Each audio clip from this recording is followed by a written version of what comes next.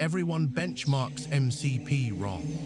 They time latency per call, argue about token overhead, post charts about milliseconds. I logged something nobody measures: how long it takes to plug the SCAN agent into the SAME toolset. If you're running one agent on raw APIs and feeling clever, this is the number that decides whether MCP saves you or wastes a weekend. Most videos skip it because they only ever build one agent.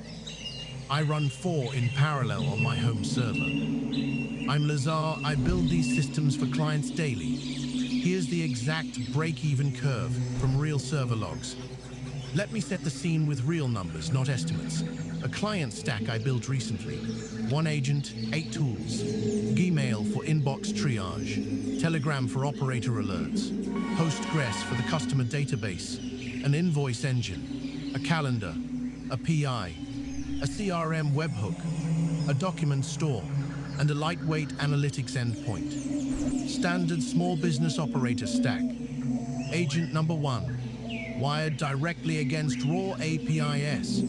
Took 6 hours and 20 minutes end to end. That includes auth flows, retry logic, schema validation, and the little glue code that nobody talks about but eats half your day. 6 hours, 20. I logged it because I log everything. That agent worked fine. Latency was good. Cost per call was low. No complaints. If the story ended there, MCP loses. Raw APIs are faster to ship, cheaper to run, and you own every line. Anyone telling you MCP is universally better for a single agent is selling you something. Then the client asked for a second agent. Lead triage bot. Needed 6 of the same 8 tools, and I sat there looking at 4 to 5 more hours of copy-paste integration work.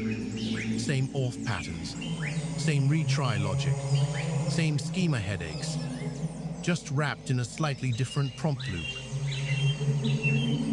That's the moment MCP starts to matter. Not because of runtime performance, because of the wiring tax on every additional agent. So I stopped. I took the 8 tools and wrapped them into a single MCP server running on the home box. 1 process, 1 auth layer, 1 schema definition per tool, exposed over the standard MCP protocol. Migration took 4 hours and 10 minutes. That's the honest one-time cost, and it's not small. If you migrate for a single agent, you just paid 4 hours for 0 benefit. You made things worse. Here's where the curve bends. Agent number 2, the lead triage bot, wired against the MCP server in 14 minutes. Not 14 minutes of coding plus setup. 14 minutes total, from empty file to first successful tool call. The agent didn't need to know how Gmail auth works, didn't need retry logic, didn't need to parse Postgres schemas. It asked the MCP server what tools existed, got a typed list back, and started calling them. Agent number 3, an invoice chaser, 9 minutes. Agent number 4, a reporting bot that pulls from Postgres and drops summaries into Telegram, 11 minutes. 4 agents total. If I had stayed on raw APIs, conservative estimate, that's another 12 to 15 hours of integration work across agents 2, 3, and 4. Instead, it was 34 minutes combined, on top of the 4-hour 10 migration. So the honest math looks like this. Single agent, raw APIs win. 2 agents, roughly break even. MCP starts to pull ahead if you factor in maintenance. 3 agents, MCP is clearly ahead. 4 or more agents sharing the same toolset, it's not even a conversation. And critically, every future agent after that costs you 10 to 15 minutes of wiring instead of 4 to 5 hours. That compounds fast if you're running an ops stack that grows. The hidden win nobody talks about. Maintenance. When Gmail changed a scope requirement, I updated it in one place, the MCP server.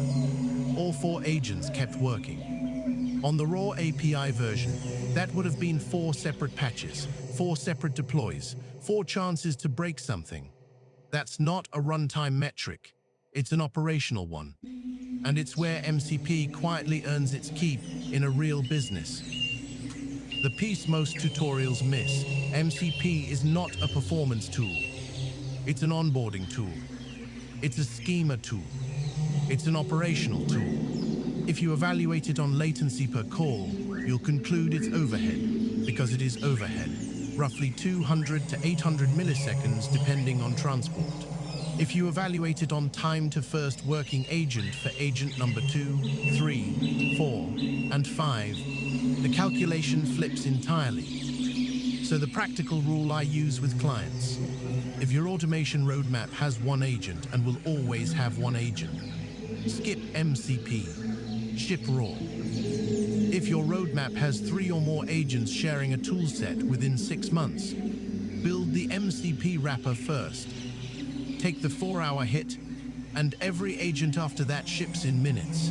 If you're at 2 agents and unsure, wrap it, because agent 3 always shows up. It always shows up.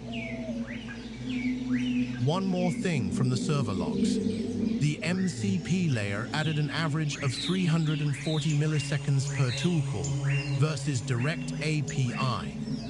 For an operator bot that runs asynchronously, invisible. For a real-time chat agent responding to a user typing, you'd feel it. Pick your battles.